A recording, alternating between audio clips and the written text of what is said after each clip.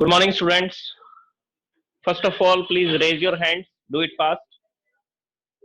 If audio and video is clear and for your attendance, please raise your hands. All the students.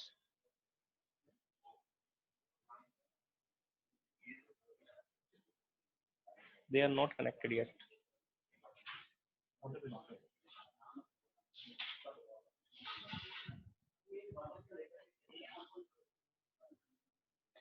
देखिए, कल हम लोग इस topic के बारे में डिस्कशन कर रहे थे और इसका एक एग्जांपल मैंने आपको एक्सप्लेन किया था, उसको दोबारा से मैं एक्सप्लेन कर रहा हूँ अभी।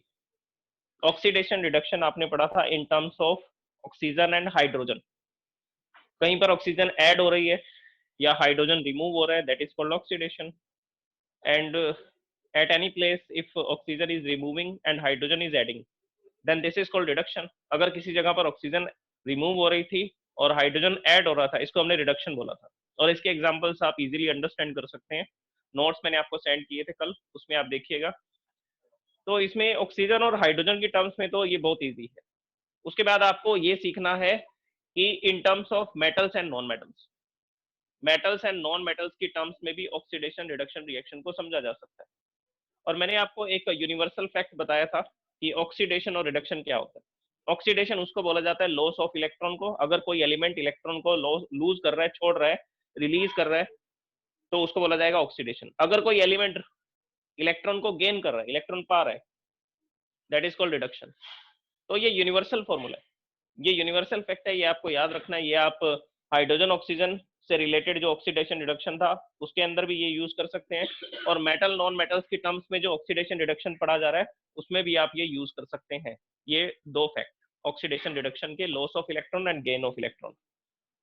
अब सबसे पहले देखिए मेटल्स और नॉन मेटल्स की टर्म में ऑक्सीडेशन क्या होता है। Oxidation is addition of non metallic element.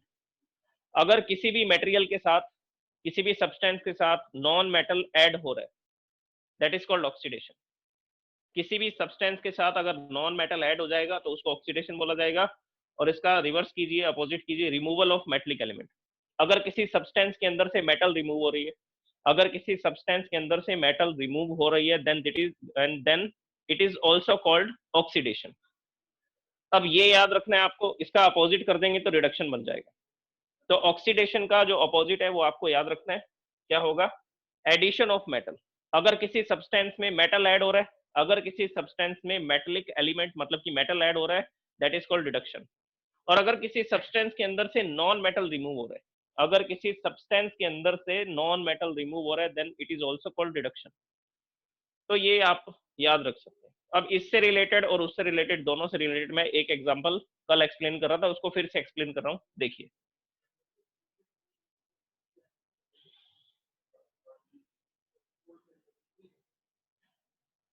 यहां पर एग्जांपल को मैं लिखता हूं। एग्जांपल ये था कि क्लोरीन गैस जो है वो रिएक्ट कर रही थी पोटेशियम आयोडाइड से।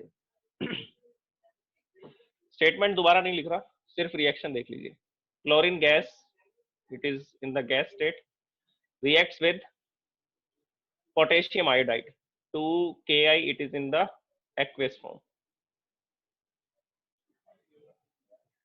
Potassium chloride is formed and iodine gas, iodine in the solid form is formed. It is in the aqueous state and 2KCl we have written. So this is the balanced chemical equation. देखिए chemical equation क्या थी, chemical reaction क्या थी? Chlorine gas is reacting with potassium iodide. Chlorine gas potassium iodide के साथ react कर रही है। पोटेशियम आयोडाइड के साथ रिएक्ट करके क्या बना रही है? Potassium chloride. पोटेशियम आयोडाइड के साथ रिएक्ट करके क्या प्रोडक्ट बन रही है? Potassium chloride and iodine. Potassium chloride and iodine. अब इसमें देखिए, सबसे पहले इससे समझ लीजिए आप, क्योंकि ये तो सब जगह काम आने वाला है। ऑक्सीडेशन और reduction, loss of electron, gain of electron. अब कहां पर इलेक्ट्रॉन का लॉस हो रहा है, कहां पर इलेक्ट्रॉन का गेन हो रहा है, तो उसको समझिए आप। सबसे पहली बात मैंने आपको ये बताया था कि क्लोरीन, क्लोरीन गैस है जिसको लिखा जाता है Cl सिंगल बॉन्ड Cl। इसके पास भी 17 इलेक्ट्रॉन है, इसके पास भी 17 इलेक्ट्रॉन है। अगर मैंने Cl सिंगल बॉन्ड Cl लिखा है तो इसका मतलब इसमें इलेक्ट्रॉन्स का नंबर कम ज्यादा नहीं हो रहा, ना इलेक्ट्रॉन्स की एफिशिएंसी हो रही है, ना इलेक्ट्रॉन की डेफिशिएंसी हो रही है। तो ये 17th एलिमेंट है, इसीलिए इसके पास 17 इलेक्ट्रॉन है, इसके पास भी 17 इलेक्ट्रॉन है। इलेक्ट्रॉन की एफिशिएंसी डेफिशिएंसी कुछ भी नहीं है, ये दोनों एक एक इलेक्ट्रॉन की शेयरिंग करते हैं। इसमें 17 है, टोटल कितने होने चाहिए थे? 18। ऑक्टेट कंप्लीट होना चाहिए ना, फर्स्ट ऑर्बिट में 2, सेकंड ऑर्बिट में 8, थर्ड ऑर्बिट में 7 है, इसीलिए तो 17 इलेक्ट्रॉन है। अब ये अपना एक इलेक्ट्रॉन इसको दे देते हैं, तो इसलिए इसलिए इसके कितने इलेक्ट्रॉन हो जाते हैं? 2,8,8। तो इसका कॉन्फ़िगरेशन हो जाता है आर्गन गैस कॉन्फ़िगरेशन। इसका कॉन्फ़िगरेशन भी आर्गन गैस कॉन्फ़िगरेशन हो जाएगा, इसमें भी 17 इलेक्ट्रॉन है, ये इसको एक इलेक्ट्रॉन दे देगा। तो ये इलेक्ट्रॉन की शेयरिंग करते हैं, this is called covalent bond. This is called covalent bond, जिसमें इलेक्ट्रॉन की एफिशिएंसी डेफिशिएंसी नहीं हो रही है, इलेक्ट्रॉन की शेयरिंग हो रही है। और ये कोवैलेंट बॉन्ड कौन सा बॉन्ड है? एक एक इलेक्ट्रॉन की शेयरिंग हो रही है, so it is the single bond. If one electron is shared by both the atoms, then it is called single bond. तो इस वजह से ये एक दूसरे के साथ जुड़े रहते हैं और इसको हम Cl2 लिखते हैं। Cl2 is a gas. तो इस क्लोरीन को पोटेशियम के साथ जुड़ने के लिए पहले क्या बनना पड़ेगा? आयन बनना पड़ेगा। ये पोटेशियम आयोडाइड है, ये आयोनिक कंपाउंड है, ये कोवैलेंट बॉन्ड से बना है तो कोवैलेंट कंपाउंड है, ये आयंस के फॉर्मेशन के बाद में बना है तो आयोनिक कंपाउंड है। और इसको किससे लिखा जाता है? K plus I minus 1, K plus 1 and I minus 1. So this is the potassium iodide, K plus I minus 1. और कितने हैं ये? 2 पोटेशियम आयोडाइड है, तो क्या लिखा जाएगा? K plus I minus 1. So 2 potassium iodide. Potassium किसके साथ कंबाइन होना चाहता है? क्लोरीन के साथ। तो पोटेशियम को क्लोरीन से कंबाइन होना है तो इनको पहले क्या करना पड़ेगा? एक एक इलेक्ट्रॉन गेन करना पड़ेगा, पहले इनको आयन बनना पड़ेगा। आयन बनने के लिए इनको इलेक्ट्रॉन गेन करना है, और वो इलेक्ट्रॉन कौन देगा? आयोडीन। आयोडीन के पास एक एक इलेक्ट्रॉन की एफिशिएंसी है, इसके पास एक इलेक्ट्रॉन ज्यादा है, इसके पास भी एक इलेक्ट्रॉन ज्यादा है, इसीलिए इसके पास चार्ज है -1 तो ये अपना एक इलेक्ट्रॉन लूज करेगा। तो जैसे ही अपना एक इलेक्ट्रॉन लूज करेगा और ये भी अपना एक इलेक्ट्रॉन लूज करेगा, तो इसने एक इलेक्ट्रॉन को रिलीज किया, ये एक इलेक्ट्रॉन इसने गेन कर लिया। जैसे ही क्लोरीन ने इलेक्ट्रॉन गेन किया, ये बन गया Cl-1, और दूसरा इलेक्ट्रॉन दूसरी क्लोरीन ने गेन किया तो ये भी क्या बन गया? Cl-1. So Cl atoms are converted into the Cl-1 तो ये आयंस में कन्वर्ट हो चुके हैं। पहले क्या था? पहले था Cl और ये कितना था? I-1 तो देखो इलेक्ट्रॉन कौन गेन कर रहा है? पहले Cl के पास 17 इलेक्ट्रॉन थे, अभी इसके पास भी एक इलेक्ट्रॉन बढ़ गया, इसके पास भी एक इलेक्ट्रॉन बढ़ गया, तो क्लोरीन ने इलेक्ट्रॉन गेन किया। अगर क्लोरीन ने इलेक्ट्रॉन गेन किया तो इसका क्या होगा? रिडक्शन। क्लोरीन ने अगर एटम इलेक्ट्रॉन को गेन किया है तो इसका क्या होगा? रिडक्शन। तो यहां पर लिखा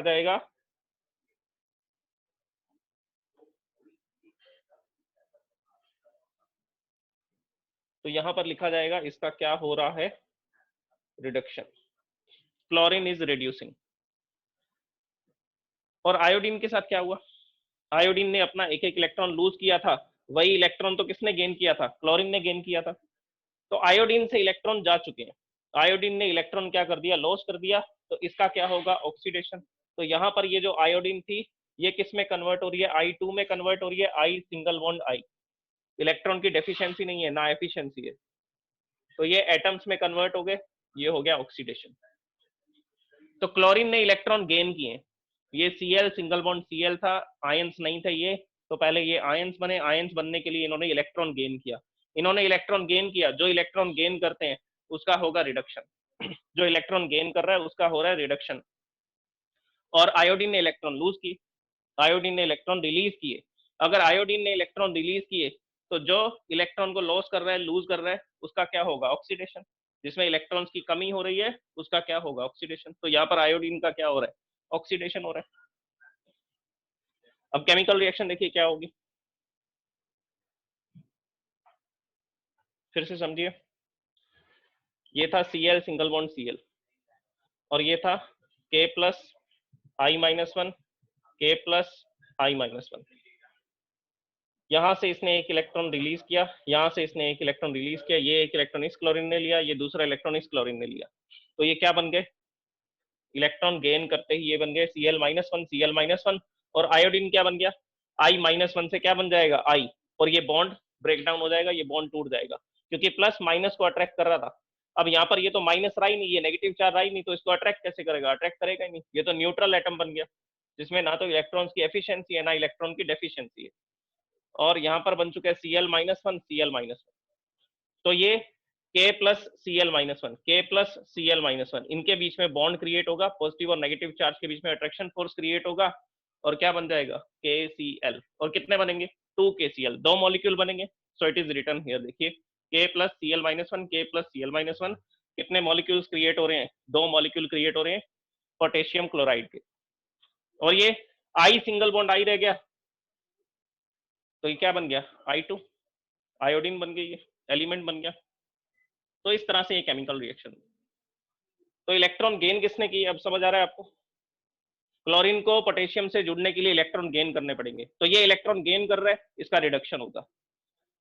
आयोडीन, आयोडीन नेगेटिवली चार्ज था, बाद में आयोडीन एलिमेंट बन गया, एटम बन गया। तो आयन से एटम बन रहा है, नेगेटिव आयन था, नेगेटिव आयन, इसके पास इलेक्ट्रॉन ज्यादा थे तो इसने इलेक्ट्रॉन रिलीज कर दिए, लॉस कर दिए। इलेक्ट्रॉन का लॉस हो गया तो मतलब इसका क्या हो रहा है, ऑक्सीडेशन। अब ये था रिडक्शन और ये था ऑक्सीडेशन। तो क्या बोलेंगे, chlorine is reducing to potassium chloride, chlorine is reducing to potassium chloride. इसके लिए क्या बोलेंगे, potassium iodide is oxidizing to iodine, potassium iodide is oxidizing to iodine. इसका ऑक्सीडेशन हो रहा है और ऑक्सीडेशन के बाद आयोडीन बन रहा है, इसका रिडक्शन हो रहा है, रिडक्शन के बाद पोटेशियम क्लोराइड बन रहा है। अब इसमें समझिए, नॉन मेटल और मेटल्स की टर्म्स में समझिए। अब ऑक्सीडेशन रिडक्शन, ये तो जस्ट आपको याद रखना है, एग्जाम में इससे रिलेटेड क्वेश्चन नहीं आते, मेटल नॉन मेटल से रिलेटेड नहीं पूछा जाएगा आपसे। आपको इससे डिस्क्राइब, आपको इससे पता लगाना पड़ेगा कि किसका रिडक्शन हो रहा है, किसका ऑक्सीडेशन हो रहा है। ये जस्ट आपको डेफिनेशंस याद रखिए, कि कभी हाफ मार्क्स का या 1 मार्क का क्वेश्चन आ जाए तो ये हमें डेफिनेशंस पता हो। अब देखिए, addition of non metallic element and removal of metallic element. यहाँ पर देखो इसका रिडक्शन हो रहा है। क्लोरीन, ये जो भी सब्सटेंस था हमें नहीं पता, ये मेटल था नॉन मेटल था, उसके बारे में आपको सोचना ही नहीं, आपको ये मान के चलना है कि ये एक सब्सटेंस है और हमें इसका ये नहीं पता कि ये मेटल है ये नॉन मेटल है, इसके बारे में सोचना ही नहीं है। सोचना किसके बारे में है कि इसके साथ जुड़ क्या रहा है, एडिशन और रिमूवल को देखना है आपको। ये किस तरह का सब्सटेंस है, we don't know, this is chlorine, ठीक है, पता लग गया क्लोरीन है। अब इसके बाद में इसके साथ क्या जुड़ रहा है, पोटेशियम। ये क्लोरीन पहले अकेला था, बाद में इसके साथ कौन कंबाइन हो गया, पोटेशियम कंबाइन हो गया। तो क्लोरीन के साथ में पोटेशियम जुड़ा, तो इस सब्सटेंस के साथ में पोटेशियम जुड़ रहा है, और पोटेशियम क्या है, मेटल। पोटेशियम क्या है, मेटल। तो देखिए ये restatement, addition of metallic element, ये स्टेटमेंट यूज की जाएगी, एडिशन ऑफ मेटलिक एलिमेंट। तो यहां पर मेटल जुड़ रहा है, मेटल जुड़ रहा है तो मतलब इसका क्या हो रहा है, रिडक्शन। अगर मेटल ऐड हो रहा है तो उसको क्या बोलते हैं, रिडक्शन बोलते हैं, एडिशन ऑफ मेटलिक एलिमेंट। तो क्लोरीन, इस सब्सटेंस के साथ में पोटेशियम ऐड हो गया, पोटेशियम इज ए मेटल, और अगर मेटल ऐड हो रहा है तो addition of metal is called reduction, इसको रिडक्शन लिखा हमने। तो इस डेफिनेशन के अकॉर्डिंग भी सही आ रहा है। नेक्स्ट, ये जो भी सब्सटेंस है, पोटेशियम आयोडाइड है, ये जो भी सब्सटेंस है इसमें से क्या रिमूव हो रहा है, मेटल रिमूव हो रहा है। तो देखिए ये लिखा हुआ, रिमूवल ऑफ मेटलिक एलिमेंट। इस सब्सटेंस के अंदर से सिर्फ आयोडीन रहेगी, पोटेशियम रिमूव हो गया, पोटेशियम रिमूव हो गया, और पोटेशियम कैसा एलिमेंट था, मेटलिक एलिमेंट। अगर पोटेशियम मेटलिक एलिमेंट था और मेटलिक एलिमेंट रिमूव हो रहा है तो क्या बोलेंगे, ऑक्सीडेशन। इस सब्सटेंस के साथ मेटल जुड़ रहा है तो रिडक्शन बोल रहे हैं, इस सब्सटेंस में से मेटल रिमूव हो रहा है तो इसको ऑक्सीडेशन बोल रहे हैं। तो जिस सब्सटेंस के साथ मेटल जुड़ा तो इसका रिडक्शन हो रहा है, और जिस सब्सटेंस में से मेटल रिमूव हुआ तो इसका ऑक्सीडेशन हो रहा है। ठीक है, ये एक एग्जांपल है इसका। अब सेकंड एग्जांपल और देखिए इसका, एक एग्जांपल और कराता हूं इन दोनों डेफिनेशन से रिलेटेड। पहले मैं उससे एक्सप्लेन करूंगा फिर इससे आपको बताऊंगा।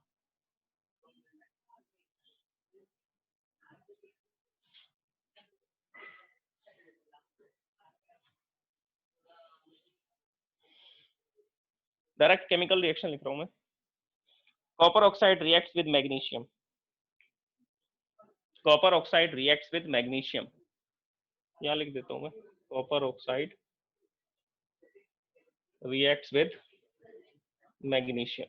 कॉपर ऑक्साइड मैग्नीशियम के साथ रिएक्ट करता है और क्या क्या बनाता है देखिए।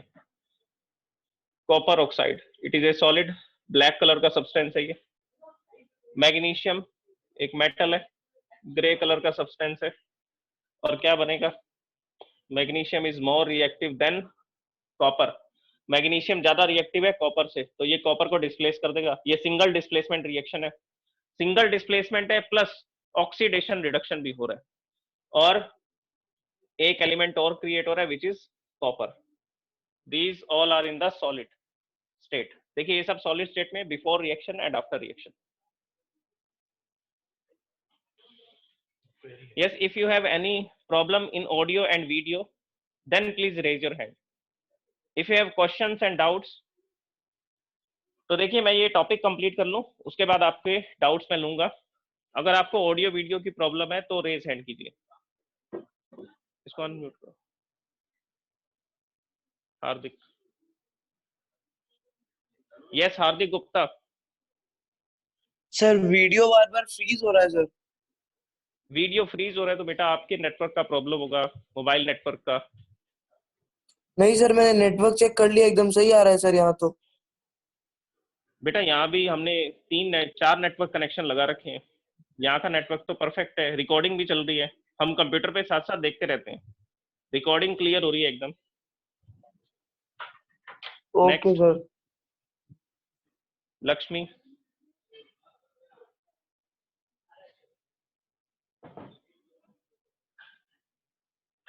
Yes Lakshmi, okay leave it. Copper oxide is reacting with magnesium. Copper oxide को जब मैग्नीशियम के पास में रखा जाता है तो क्या होता है, ये मैग्नीशियम डिस्प्लेस करता है कॉपर को। कॉपर को डिस्प्लेस करके क्या प्रोडक्ट बनाएगा, magnesium oxide and copper metal. It is a single displacement. ये मैंने कैसे पहचाना, देखिए क्या हो रहा है, एक कंपाउंड बन रहा है, एक एलिमेंट बन रहा है, one compound and one element, single displacement. यही समझाया था मैंने आपको। अगर दोनों कंपाउंड बनते तो डबल डिस्प्लेसमेंट होता, तो ये सिंगल डिस्प्लेसमेंट रिएक्शन है। अब इसमें ऑक्सीडेशन रिडक्शन कहाँ हो रहा है, तो यहां से देखिए, loss of electron and gain of electron. इससे पहले एक्सप्लेन करते हैं। कॉपर ऑक्साइड, कॉपर ऑक्साइड कैसे बना होगा, Cu+2 O-2। This is having +2 charge, this is having -2 charge, +2 -2 attract करते हैं, ये कॉपर ऑक्साइड बना। और मैग्नीशियम, ये तो अभी एटम की फॉर्म में है, ये तो अभी कौन सी स्टेट में है, ये तो एटम की स्टेट में है, एटम है अभी, आयन नहीं है ये। तो मैग्नीशियम को ऑक्सीजन से जुड़ने के लिए पहले क्या बनना पड़ेगा, पहले आयन बनना पड़ेगा। आयन बनने के लिए इसको क्या करना पड़ेगा, आयन बनने के लिए इसको 2 इलेक्ट्रॉन रिलीज करने पड़ेंगे। फर्स्ट ऑर्बिट में होते हैं 2 इलेक्ट्रॉन, सेकंड ऑर्बिट में 8, थर्ड ऑर्बिट में 2। तो इसका कॉन्फ़िगरेशन होता है 2,8,2। तो ये अपने आउटर ऑर्बिट के 2 इलेक्ट्रॉन रिलीज कर देता है, और क्या बन जाता है, Mg+2। तो इसने कितने इलेक्ट्रॉन रिलीज किए, इसने 2 इलेक्ट्रॉन रिलीज किए। Magnesium is releasing the 2 electron, magnesium is releasing the 2 electron, ये 2 इलेक्ट्रॉन का लॉस हो रहा है इसमें, तो इसका क्या होगा, ऑक्सीडेशन। अगर इसमें 2 इलेक्ट्रॉन लूज हो रहे हैं तो मैग्नीशियम का क्या होने वाला है, ऑक्सीडेशन।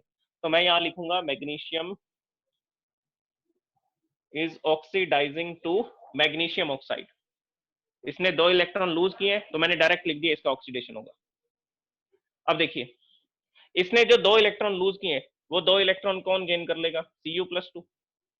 और मैग्नीशियम Mg+2 किसकी तरफ अट्रैक्शन फोर्स क्रिएट करेगा, O-2 की तरफ। तो इसका इसके साथ बॉन्ड टूट जाएगा और क्या बन जाएगा, Mg+2 O-2 बन गया मैग्नीशियम ऑक्साइड। ये Cu+2 है, Cu+2 2 इलेक्ट्रॉन गेन करेगा। जैसे ये 2 इलेक्ट्रॉन गेन करेगा, Cu+2 + 2 इलेक्ट्रॉन, ये किस में कन्वर्ट हो जाएगा, ये एटम में कन्वर्ट हो जाएगा। तो कॉपर जो है वो इलेक्ट्रॉन गेन कर रहा है। अगर इलेक्ट्रॉन गेन कर रहा है तो मतलब रिडक्शन है, अगर इलेक्ट्रॉन गेन कर रहा है तो इसका मतलब क्या है, रिडक्शन। तो किसका रिडक्शन हो रहा है, कॉपर ऑक्साइड का रिडक्शन हो रहा है to the copper, copper oxide का रिडक्शन हो रहा है टू द कॉपर। आप इसको करके देखिएगा, प्रैक्टिस करनी पड़ेगी आपको कि कहाँ इलेक्ट्रॉन लूज करने हैं, कहाँ इलेक्ट्रॉन गेन करने हैं। बिना प्रैक्टिस के ये पॉसिबल नहीं होगा। फिर से देखिए, मैग्नीशियम, इसने इलेक्ट्रॉन लूज किए, अगर ये 2 इलेक्ट्रॉन लॉस कर रहा है, 2 इलेक्ट्रॉन रिलीज कर रहा है, तो इसका तो ऑक्सीडेशन हो रहा है। और जो 2 इलेक्ट्रॉन ये रिलीज कर रहा है वो 2 इलेक्ट्रॉन कौन गेन कर रहा है, Cu+2। Cu+2 अगर 2 इलेक्ट्रॉन गेन कर रहा है तो इसका क्या होगा, रिडक्शन। गेन ऑफ इलेक्ट्रॉन, इसको क्या बोलते हैं, रिडक्शन बोलते हैं। So copper oxide is reducing to copper, copper oxide is reducing to copper. and magnesium is oxidizing to magnesium oxide. Magnesium is oxidizing to magnesium oxide. अब आगे की कहानी सुनिए. अब देखो ऑक्सीजन ऐड हो रही है, रिमूव हो रही है, उस डेफिनेशन से भी इसको एक्सप्लेन कर सकते हैं. कॉपर ऑक्साइड से ऑक्सीजन रिमूव हो रही है, removal of oxygen, reduction. Copper oxide से ऑक्सीजन रिमूव हो रही है और बाद में सिर्फ कॉपर रह गया. तो पहले इसके साथ ऑक्सीजन थी, बाद में ऑक्सीजन नहीं है, मतलब ऑक्सीजन रिमूव हो गई, तो बोल दिया रिडक्शन. मैग्नीशियम, पहले इसके साथ ऑक्सीजन नहीं थी, रिएक्शन के बाद में इसके साथ ऑक्सीजन आ गई.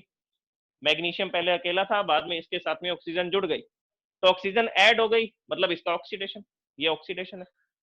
तो मैंने loss of electron, gain of electron से भी इस थ्योरी, इस केमिकल रिएक्शन को एक्सप्लेन किया. एडिशन ऑफ ऑक्सीजन और रिमूवल ऑफ ऑक्सीजन से भी इसको एक्सप्लेन कर सकते हैं. अब इससे भी इसको एक्सप्लेन कर सकते हैं. ये लास्ट थ्योरी देखिए, इससे भी एक्सप्लेन किया जा सकता है इसको. देखिए कहां पर मेटल जुड़ रहा है, कहां पर नॉन मेटल जुड़ रहा है. तो इसमें देखो सबसे पहले रिडक्शन हो रहा है इसका, कॉपर ऑक्साइड का. क्यों हो रहा है? क्योंकि बाद में कॉपर रह गया. कॉपर रह गया तो ये इसमें से ऑक्सीजन रिमूव हो रही है. कॉपर ऑक्साइड में से ऑक्सीजन रिमूव हो रही है. अब ऑक्सीजन किस तरह का एलिमेंट है? ऑक्सीजन है नॉन मेटल, तो नॉन मेटल रिमूव हो रहा है. ये देखिए, ये रहा removal of non metal element, it is called reduction. तो कॉपर ऑक्साइड में से ऑक्सीजन रिमूव हो रही है, और ऑक्सीजन किस तरह का एलिमेंट है? Non metal. Non metal remove हो रही है, तो इसका रिडक्शन हो रहा है. इसमें देखिए मैग्नीशियम, इसके साथ में ऑक्सीजन जुड़ रही है. ऑक्सीजन किस तरह का एलिमेंट है? Non metal. Addition of non metal, addition of non metal, it is called oxidation. Non metal का एडिशन हो रहा है, तो इसका मतलब यहाँ पर ऑक्सीडेशन हो रहा है. तो मैग्नीशियम का ऑक्सीडेशन हो रहा है, इसके साथ नॉन मेटल जुड़ रही है, और यहाँ से नॉन मेटल रिमूव हो रही है, यहाँ से ऑक्सीजन रिमूव हो रही है, नॉन मेटल रिमूव हो रहा है, इसका मतलब यहाँ इसका रिडक्शन हो रहा है. तो ये जो मैंने केमिकल रिएक्शन बताई, इसको आप अच्छे से प्रैक्टिस कर लेना. ये वाली केमिकल रिएक्शन को आप, इस केमिकल रिएक्शन को loss of electron, gain of electron से एक्सप्लेन कर सकते हैं. आप इस केमिकल रिएक्शन को एडिशन ऑफ ऑक्सीजन और रिमूवल ऑफ ऑक्सीजन से एक्सप्लेन कर सकते हैं. और इसी केमिकल रिएक्शन को मेटल नॉन मेटल्स की टर्म्स में भी एक्सप्लेन कर सकते हैं कि इसके साथ में से नॉन मेटल रिमूव हो रहा है, तो इसका रिडक्शन हो रहा है. इसके साथ में नॉन मेटल ऐड हो रहा है, ऑक्सीजन ऐड हो रही है, मतलब नॉन मेटल ऐड हो रहा है. नॉन मेटल ऐड हो रहा है तो ऑक्सीडेशन है. तो तीनों टर्म्स के अंदर इस केमिकल रिएक्शन को एक्सप्लेन किया जा सकता है. अब देखिए ये तो कंप्लीट हो गया, oxidation reduction in terms of metal, non metal.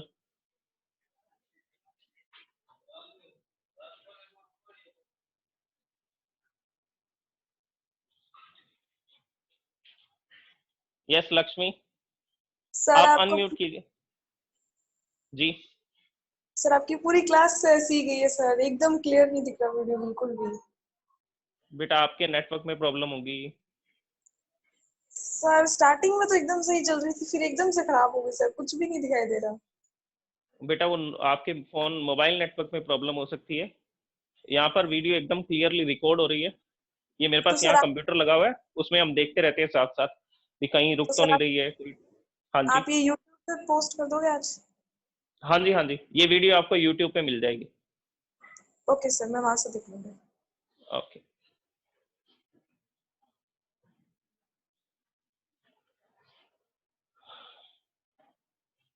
Mute. Okay students, अब देखिए ऑक्सीडेशन रिडक्शन कंप्लीट हो गया. अब इसके बाद एक लास्ट टॉपिक बचा है कि ऑक्सीडेशन रिडक्शन के एवरीडे लाइफ में क्या क्या इफेक्ट देखने को मिलते हैं. कि ऑक्सीडेशन आपको कहाँ दिखेगा, रिडक्शन कहाँ दिखेगा. बड़े सिंपल एग्जांपल्स हैं, जैसे कि आयरन, आयरन के ऊपर रस्टिंग आती है, तो ऑक्सीडेशन के कारण ऐसा होता है क्योंकि आयरन के साथ में ऑक्सीजन ऐड होती है. ऑक्सीजन ऐड हो रही है तो मतलब ऑक्सीडेशन हो रहा है. ऑक्सीडेशन के कारण आयरन के ऊपर रस्ट आ जाती है, आयरन खराब हो जाता है, उसकी जो स्ट्रेंथ है, टेंसाइल स्ट्रेंथ, वो कम हो जाती है.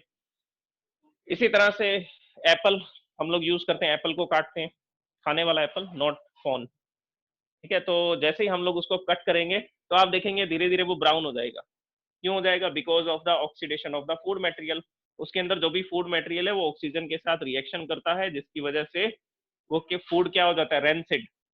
एक वर्ड यूज करेंगे हम यहाँ पर, फूड किस तरह का हो जाएगा? तो रेंसिड हो जाएगा, उसमें से स्मेल आनी स्टार्ट हो जाएगी, और वो खाने के लिए फिट नहीं होगा, अच्छा नहीं होगा. तो ऑक्सीडेशन रिडक्शन के आपको इफेक्ट दिखाई देंगे एवरीडे लाइफ में. ठीक है, मैंने जैसे कुछ एग्जांपल्स आपको बताए कि फूड का स्पॉइल हो जाना, या मेटल का जो उसके ऊपर कोरोजन हो जाना, मेटल के ऊपर रस्ट आ जाना, आयरन के लिए रस्ट वर्ड यूज करते हैं, तो आयरन के ऊपर रस्ट आ जाना, तो ये यूज किया जाता है। ये किस कारण से हो रहा है? ऑक्सीडेशन के कारण से। तो हमारे आसपास जो भी फिनोमेना हमें दिखेंगे, तो कुछ फिनोमेना ऐसे होंगे जो ऑक्सीडेशन की वजह से होंगे। क्यों? क्योंकि हमारे एनवायरनमेंट में 21% ऑक्सीजन है, और वो ऑक्सीजन कुछ एलिमेंट्स के साथ में रिएक्शन करती है, रिएक्शन करके ऑक्सीडेशन करती है। जैसे इस चैप्टर की स्टार्टिंग में फर्स्ट एक्सपेरिमेंट मैंने आपको बताया था, magnesium reacts with oxygen and produce magnesium oxide. First activity थी ये, magnesium reacts with oxygen and produce magnesium oxide. तो मैग्नीशियम जब ऑक्सीजन के साथ रिएक्शन करता है, तो वो ऑक्सीडेशन ही तो है। मैग्नीशियम पहले अकेला था, बाद में उसके साथ ऑक्सीजन जुड़ गई, मैग्नीशियम ऑक्साइड बन गया, तो this is addition of oxygen, oxidation. तो इसी तरह से और भी मेटल्स है, कॉपर, ये इसमें देखो आप, ये कॉपर ऑक्साइड कैसे बना होगा? कॉपर ने ऑक्सीजन के साथ रिएक्शन की होगी तो कॉपर ऑक्साइड बना होगा, so this is also oxidation. तो मेटल्स जो है वो ऑक्सीजन के साथ रिएक्शन करते हैं और मेटल ऑक्साइड्स बनाते हैं, दिस इज ऑक्सीडेशन। ये ऑक्सीडेशन के कारण होता है। ओके। और फूड मटेरियल स्पॉइल हो जाते हैं, फूड मटेरियल जो है वो स्पॉइल हो जाते हैं। जैसे कि जिस फूड मटेरियल में ऑयल होता है, ऑयल का मतलब है उसमें फैट मॉलिक्यूल्स हैं, फैट मॉलिक्यूल्स हैं, कार्बन हाइड्रोजन ऑक्सीजन के मॉलिक्यूल्स हैं, और ये जो मॉलिक्यूल्स हैं ये ऑक्सीजन के साथ रिएक्शन करते हैं, ऑक्सीजन के साथ रिएक्शन करके एक नए कंपाउंड बना देते हैं, और वो कंपाउंड हम खा नहीं सकते, हमारे लिए वो डेंजरस हो सकते हैं, पॉइजनियस हो सकते हैं, न्यू कंपाउंड जो बनेंगे। तो फूड मटेरियल स्पॉइल हो जाते हैं because of the oxidation.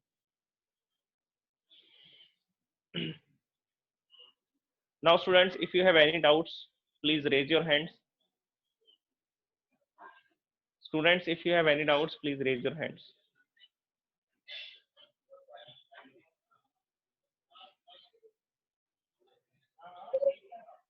Yes, Kapil. Hello sir. Hello. Good sir morning, मेरा बेटा। एक डाउट है। Good morning sir. सर हाँ मेरा जी, एक डाउट है, ये रैंसिड क्या होता है ये?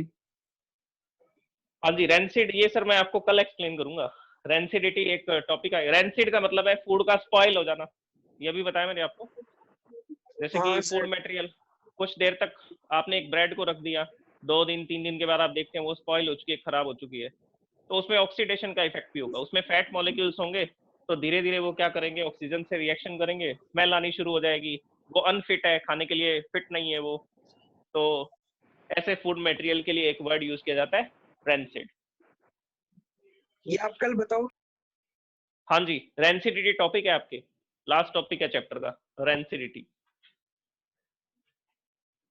ऑक्सीडेशन रिडक्शन तक कोई क्वेश्चंस हैं तो आप पूछ सकते हैं। Karan Gupta, sir yes, ask your question.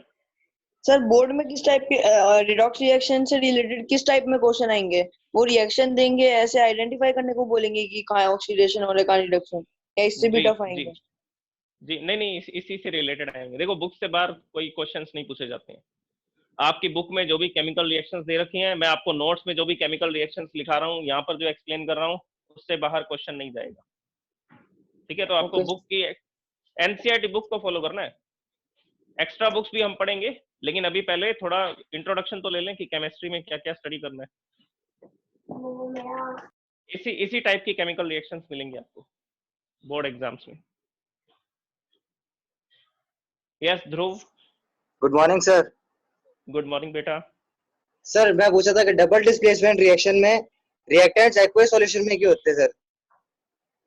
Reactant aqueous solution में क्यों होते हैं? मैंने बोला था मोस्ट ऑफ द, ज्यादातर रिएक्शंस में ऐसा होता है, क्योंकि जो डबल डिस्प्लेसमेंट रिएक्शन है ना, वो सॉल्ट्स के बीच में होती है, और जो सॉल्ट है वो तो सॉलिड फॉर्म में तो रिएक्ट ही नहीं करते। जो सॉल्ट है वो सॉलिड फॉर्म में रिएक्ट नहीं करेंगे। जैसे कि आपने कोई भी 2 सॉल्ट ले लिए, NaCl ले लिया, NaCl लिया, और उसके अंदर आपने कोई दूसरा सॉलिड डाल दिया, कोई दूसरा मटेरियल डाल दिया, तो अगर दोनों सॉलिड फॉर्म में है तो वो क्या नहीं करेंगे, वो रिएक्शन नहीं करेंगे। अब देखो, मैंने आपको क्या क्या एग्जांपल बताए थे इससे रिलेटेड, वो एग्जांपल मैं आपको दोबारा एक्सप्लेन कर देता हूँ। बैरियम क्लोराइड और सोडियम सल्फेट को पढ़ा था आपने, barium chloride and sodium sulphate. ये पहले भी डिस्कस किया था कि अगर ये सॉलिड स्टेट में होंगे तो पाउडर की फॉर्म में होंगे। अब दोनों पाउडर को मिक्सअप कर दो, देखो रिएक्शन हो रही है क्या? रिएक्शन होगी नहीं। वाटर सॉल्यूशन इसलिए बनाए जाते हैं ताकि वो सेपरेट हो सकें, आयोनाइज हो सकें मटेरियल्स। जैसे ये बैरियम क्लोराइड है BaCl2 और दूसरा मटेरियल है सोडियम सल्फेट Na2SO4। ये दोनों सॉलिड फॉर्म में ले लिए, एक पाउडर लिया BaCl2 का, दूसरा पाउडर लिया Na2SO4 का, सोडियम सल्फेट का। दोनों पाउडर को मिक्सअप कर दिया, मिक्सअप करके आप देख रहे हैं रिएक्शन ही नहीं हो रही। तो सॉलिड फॉर्म में ये रिएक्शन नहीं करते हैं, पहले इनको स्प्लिट अप होना पड़ेगा रिएक्शन करने के लिए। और स्प्लिट अप किस में होंगे? ये स्प्लिट अप कब होंगे? जब हम इनको वाटर में ऐड करेंगे, एक्वेस सॉल्यूशन बनाएंगे इनका। तो जैसे ही मैं बैरियम क्लोराइड, ये जो सॉल्ट है व्हाइट कलर का, इस सॉल्ट को जैसे ही वाटर में ऐड करता हूँ, वाटर में ऐड करते ही ये किस में कन्वर्ट हो जाएगा? Ba+2 Cl-1 Cl-1 आयोनाइज हो जाएगा, स्प्लिट अप हो जाएगा। तो वाटर में ऐड करते ही ये Ba+2 और Cl-1 ये स्प्लिट अप हो जाते हैं, सेपरेट हो जाते हैं, बार बार एक दूसरे से कंबाइन होते हैं, कभी वाटर के साथ ऐड हो जाते हैं, कभी किसी के साथ। वाटर के अंदर भी तो क्या होता है? H+H+O-2 होता है, इस तरह से होता है। तो ये प्लस चार्ज किसको अट्रैक्ट कर लेते हैं? Cl-1 को, और Ba+2 से ये टूट जाते हैं, अलग हो जाते हैं। तो वाटर में डालने का रीजन क्या है? वाटर में डालने का रीजन ये है कि ये जो सॉल्ट है ये आयोनाइज हो, आयोनाइजेशन के बाद ही केमिकल रिएक्शन होगी। इसी तरह से सोडियम सल्फेट को जब वाटर में ऐड करेंगे तो ये भी सेपरेट हो जाएंगे, Na+2 Na+1 and it is attracting the SO4-2। तो इस तरह से ये आयोनाइज होंगे, स्प्लिट अप हो जाएंगे। स्प्लिट अप होने के बाद ही तो ये कंबाइन होंगे। अब Na+Cl- के बीच में स्ट्रॉन्ग अट्रैक्शन फोर्स क्रिएट होगा, तो बन जाएगा NaCl। तो इस केमिकल रिएक्शन में कितने NaCl बनते थे? 2 NaCl। और बैरियम Ba+2 जो है उसका attraction force, strong attraction force create होगा SO4-2 के साथ, और क्या बनेगा? BaSO4। और ये कौन सी स्टेट में बनेगा? स्ट्रॉन्ग अट्रैक्शन फोर्स होगा तो सॉलिड स्टेट में बनेगा ये। तो ये जो सॉल्ट है, सॉल्ट जो है वो सॉलिड फॉर्म में रिएक्शन नहीं करते हैं। इनको रिएक्शन करने के लिए पहले आयंस में कन्वर्ट होना पड़ेगा, सेपरेट होना पड़ेगा, स्प्लिट अप होना पड़ेगा। और कब होंगे? जब हम इनका एक्वेस सॉल्यूशन बनाएंगे, वाटर सॉल्यूशन बनाएंगे। सर यस करण। सर मेरा एक और डाउट था कि बोर्ड के अंदर ऑक्सीडाइजिंग या फिर रिडक्शन एजेंट्स का नाम पूछ सकते हैं? हाँ पूछा जाता है ऑब्वियसली। तो मैंने आपको बताया ना, जिसका रिडक्शन हो रहा है उसको लिख देना ऑक्सीडाइजिंग एजेंट, और जिसका एजेंट का कोई पर्टिकुलर नाम नहीं होता क्या? बस एलिमेंट का नाम लिखना होता है? नहीं, एलिमेंट का नाम नहीं लिखना होता, उसमें रिएक्टेंट का नेम लिखना होता है। उसमें रिएक्टेंट का नेम लिखना होता है कि कौन सा रिएक्टेंट जो है वो ऑक्सीजन प्रोवाइड कर रहा है, कौन सा रिएक्टेंट जो है वो इलेक्ट्रॉन को लूज कर रहा है, इलेक्ट्रॉन को गेन कर रहा है, उसके बेसिस पे लिखा जाता है ऑक्सीडाइजिंग रिड्यूसिंग एजेंट।